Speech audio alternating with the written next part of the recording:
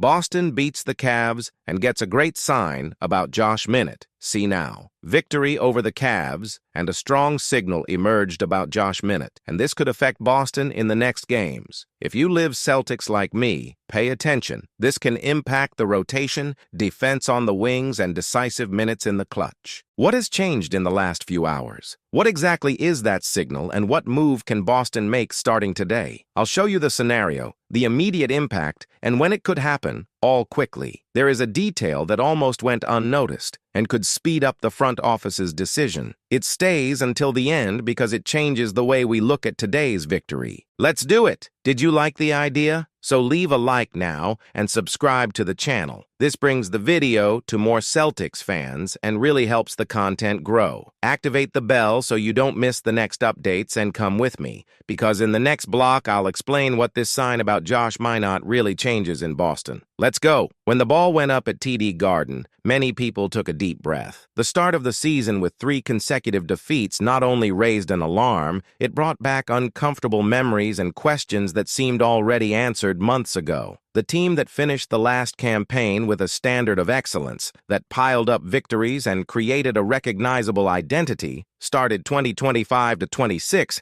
as if looking for a lost mirror in the dressing room. And that's why the night of the 125-105 victory over the Cleveland Cavaliers wasn't just a result. It was a small manifesto. It was as if, for 30-odd minutes, the Boston Celtics reminded themselves who they are, why they are feared, and what they need to get back to being every day. In the first quarter, I confess, the feeling was the same story. Another period of 42 points conceded, a mountain of shots from the perimeter falling to the opponent, and the type of defensive disorganization that gives any fan the reflex to look at the clock and imagine the size of the damage at the end. Donovan Mitchell scored 15 points in the opening period alone. Cleveland found rhythm early on the perimeter, and Boston seemed to hesitate in simple details. The help that arrives half a step late, the box out that doesn't seal, the pass in transition that comes out a little high. Small things that, when added together, put an entire game at risk. And then came the second quarter, the turning point. What was seen there was a collective decision, almost a silent pact. The team that provided space transformed the bottle itself into a maximum security area. The Cavaliers scored just 18 points in the period. It was not an isolated flash. It was a sequence of good choices, containment of penetrations without collapsing the passing line,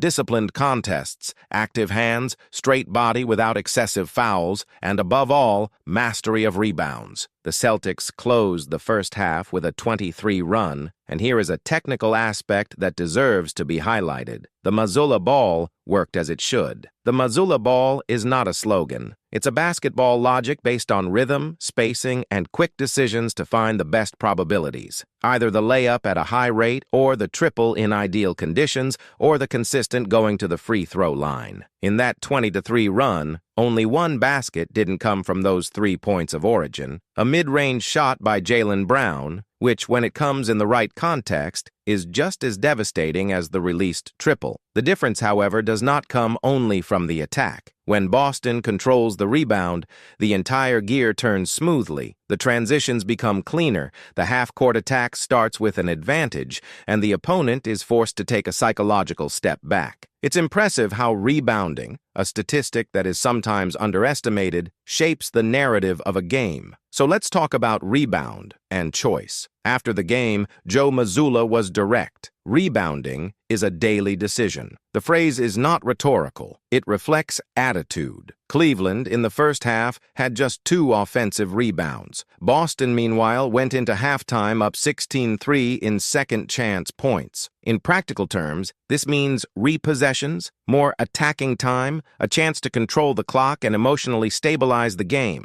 It also means denying Cleveland what the team wanted most, a ray of hope to get through a period in which performance has fallen. Adjustments to the rotation helped a lot. There are days when small changes in the starting quintet have the power to transform habits. This is what was seen with the entry of Josh Minott. Before detailing numbers, it is important to record the visual effect. Minott played with constant intensity. contested, ran in transition, fought at the rim, opened passing lanes with cuts without the ball, and above all, treated each rebound as an opportunity to shape the rhythm. He scored 11 points and 14 rebounds as a starter, but his contribution went beyond the score sheet. He brought a T-type of energy that propagates. It is no coincidence that, in the last 8 quarters, he has accumulated a plus-minus of +55. This usually happens when the player hits the micro-fundamentals that don't yield spotlights, but sustain victories. Joe Mazzulla, who remains faithful to the standard of meritocracy, was clear when evaluating Minott. He is playing at the level required to be a starter. This phrase is worth a lot in a team that measures itself by details. Minott hits what is invisible to the quickest look, seals the box out, avoids silly fouls after the initial contact,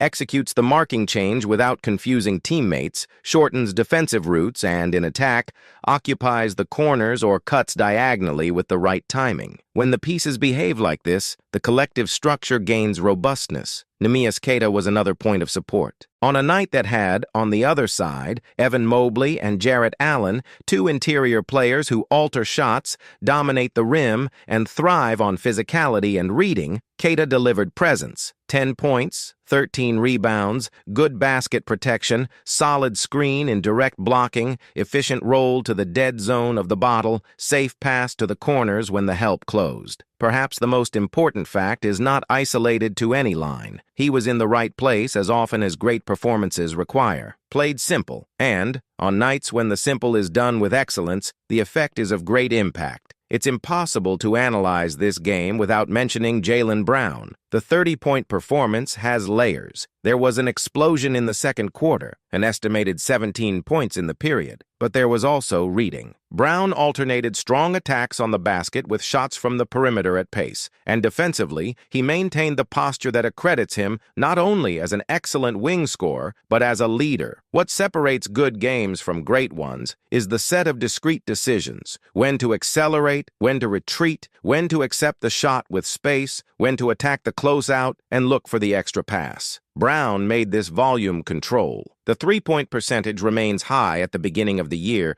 The aggressiveness towards the rim generates defensive collapses, and, when the ball turns, the shooters appear free. It's the domino effect of the star playing into the system. On the subject of shooters, Sam Hauser was the metronome of the first quarter for Boston. In a period in which the Cavaliers scored 40 points and turned each possession into a litmus test, Hauser responded with precision. 5 three-pointers in the opening period, 7 of 13 from outside in total. There are games in which an expert shooting with correct balance changes the atmosphere on the court, was the case. With each converted ball, Cleveland had to think twice before aggressively helping the ball. The space created by Hauser doesn't make the headlines, but it opens up corridors for penetrations, gives comfort to Brown, Pritchard, White, and helps centers dive more freely after blocking. And if we talk about the perimeter, you can't ignore Derrick White's driving. The score sheet will say that it wasn't an efficient shooting night. The recording of the game will tell you that it was a night of correct decisions. Firm coverage at the point of attack, hands contesting each opponent's jump, and, in attack, understanding the role. Sometimes creating an imbalance in the pick and roll, sometimes serving as a secondary trigger,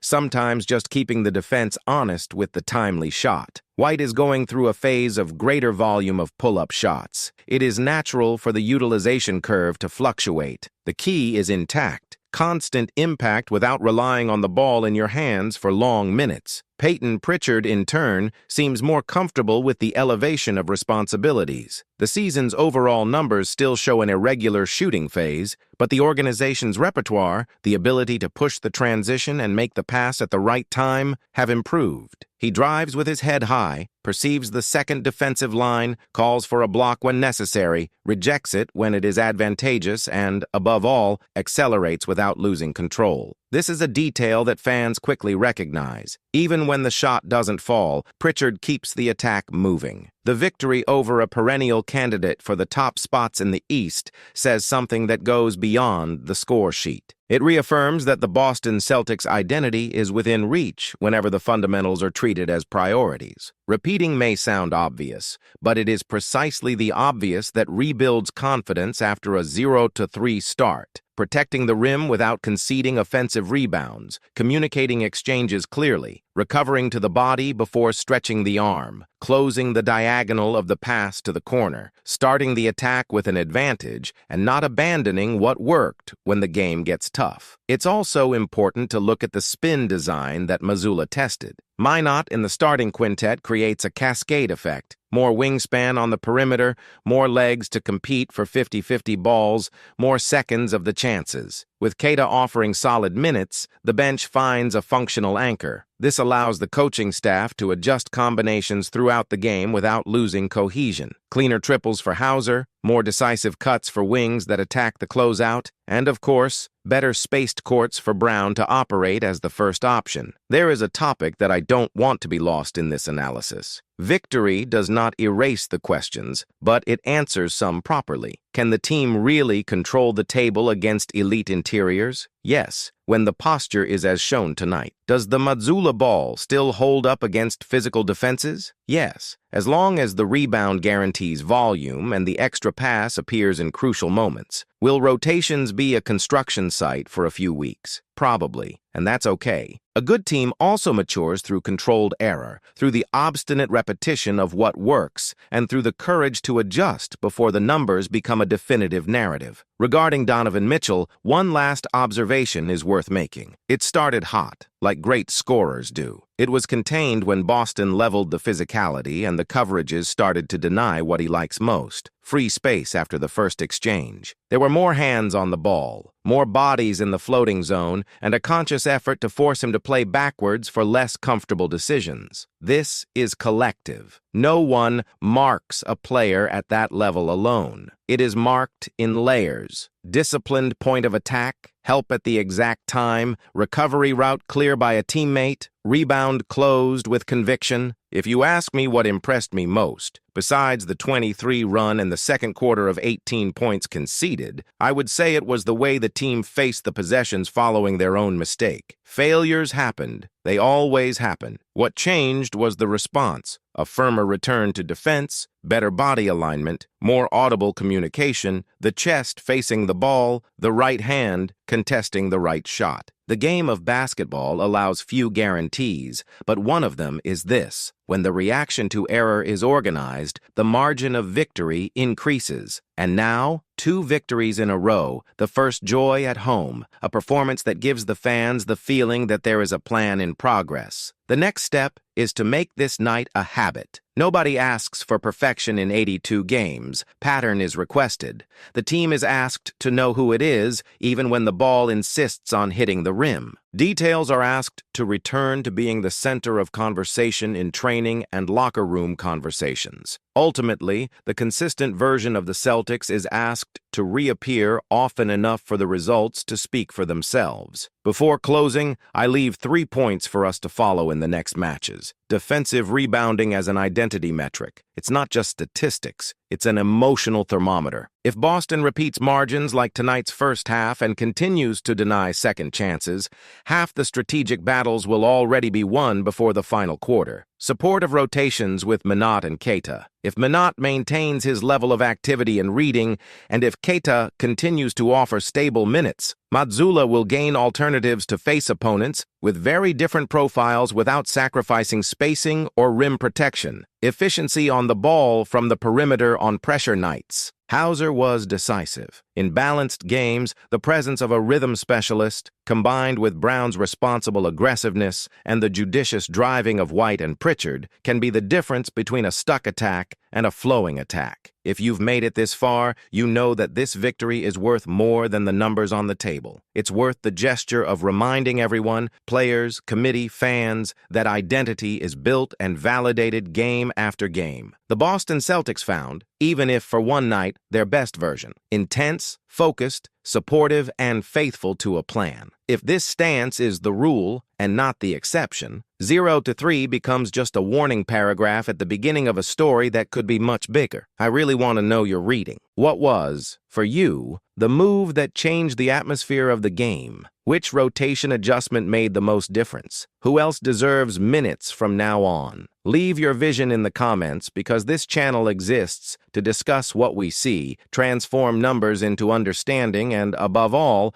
follow the team's evolution throughout the season together. If this content helped you organize your thoughts after the game, consider supporting, participate, comment, share with other fans who love the Boston Celtics. Qualified dialogue is part of the construction of this identity that we demand so much from the team, and it is through it that we continue, from game to game, separating the noise from what really sustains victories. That's it. Boston has rekindled the flame, and if you want to keep pace with this turnaround, the next step is immediate. Click now on Playlist Celtics Analysis and dive into a marathon with a tactical breakdown from possession to possession, rotation adjustments with video evidence, the impact of Minott and Queta on the team's identity, reading the Mazzulla Ball on different opponents, and market projections without guesswork. Don't let the conversation die here. Open Celtics Analytics. Choose the next episode and come and understand how to turn a good night into a winning pattern. If you feel like this game was a turning point, the entire series is just a click away. Head to Playlist now and let's build this season's narrative together.